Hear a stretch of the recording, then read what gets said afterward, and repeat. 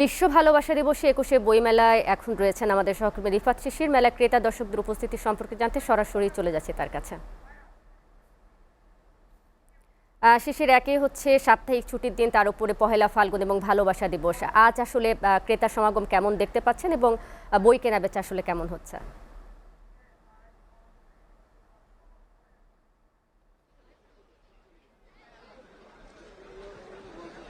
শারমিন, আপনি সহ সংবাদের সাথে প্রযোজক সহ এবং কলাকুশলী সবাইকে আমি ভালোবাসা দিবসের শুভেচ্ছা জানাচ্ছি, বসন্তের শুভেচ্ছা জানাচ্ছি।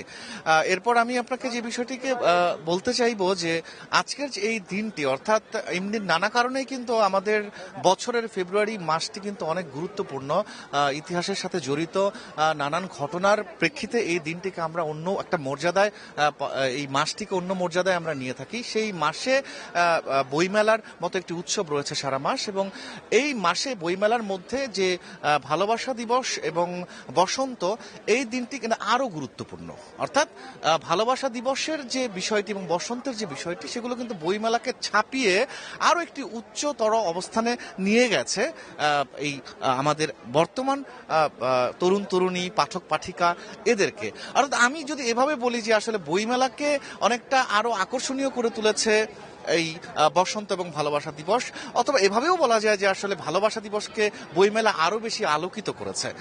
তা আমি যদি বলতে চাই আজকের যে এই দিনটা, এই দিনটাতে আজকে আমি বইমেলাতে আসার আগে অনেকগুলো জায়গায় গিয়েছি, ঢাকা বিশ্ববিদ্যালয়ের হাকিম চত্বর থেকে শুরু করে ফুলার রোড, এবং আপনি যদি বলেন যে শিশু পার্কের আশেপাশে, রমনা পার্কের আশেপাশে, এই জায়গাগুলো কিন্তু আমি দেখেছি। এই জায়গাগুলোতে একদম ছেলে এবং মেয়েরা বিভিন্ন রঙের শাড়ি, পাঞ্জাবি, নানা বর্ণের রঙে কিন্তু একটা সৌন্দর্য তৈরি হয়েছে চারপাশটাতে, এবং এই দিনটাকে যথাযথ ওভাবেই কিন্তু সবাই পালন করছে। তবে কিছুটা আরেকটা বিষয় আমি একটু বলতে চাই আপনাকে। এই দিনটাকে কেন্দ্র করে আজকে যে উৎসবটা হওয়ার কথা ছিল, সেই জায়গাতে আজকে যেহেতু মুসলিম ধর্মাবলম্বীদের একটি বিশেষ রাত রয়েছে, অর্থাৎ শবে বরাত রয়েছে, সেই জায়গাটা আমার মনে হয়েছে কিছুটা প্রভাব পড়েছে, যে এই ভালোবাসা দিবস বা বসন্তের জায়গাটাতে কিছুটা প্রভাব পড়েছে। সেই জায়গাটা আমার কাছে মনে হয়েছে যে আরো বেশি হয়তো বা আলোকিত উৎসব মুখর এই দিনটি হতে পারতো। সেই জায়গা থেকে অনেকেই হয়তো বাসা থেকে বের হননি বা এই আয়োজনের সাথে সংযুক্ত হননি। আমি একটু বলতে চাই আজকে যে এই বসন্ত এবং ভালোবাসা দিবসের দিনটি কিন্তু একসাথেই পালন হয়ে আসছে কয়েক বছর যাবত। অর্থাৎ খ্রিস্টীয় যে গ্রেগরিয়ান বর্ষপঞ্জি, সেই বর্ষপঞ্জি অনুযায়ী কিন্তু বাংলা বর্ষপঞ্জিকে মিলিয়ে এই দিনটিকে একসাথে করা হয়েছে বেশ কয়েক বছর ধরে। সে কারণে কিন্তু একই দিনে এই দুইটা দিন একসাথে অনুষ্ঠিত হচ্ছে, উদযাপিত হচ্ছে। এর আগে কিন্তু বইমেলার এই ফেব্রুয়ারি মাসে 2 দিনে আলাদা আলাদা এই দিনটি উদযাপিত হতো, এখন একই সাথে উদযাপিত হচ্ছে।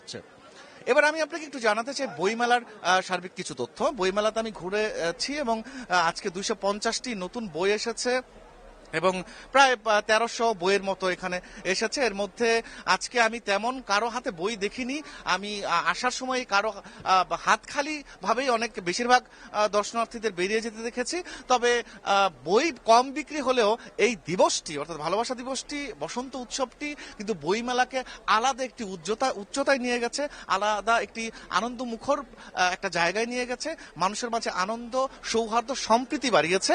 এই দিনটি আগামীতে আবারও সামনের বছর তারা উদযাপন করতে চান। সবাই এই দিনটির অপেক্ষায় আবারও থাকবে বলে জানিয়েছেন দর্শনার্থী, পাঠক, লেখক সবাই। আপনাকে ধন্যবাদ।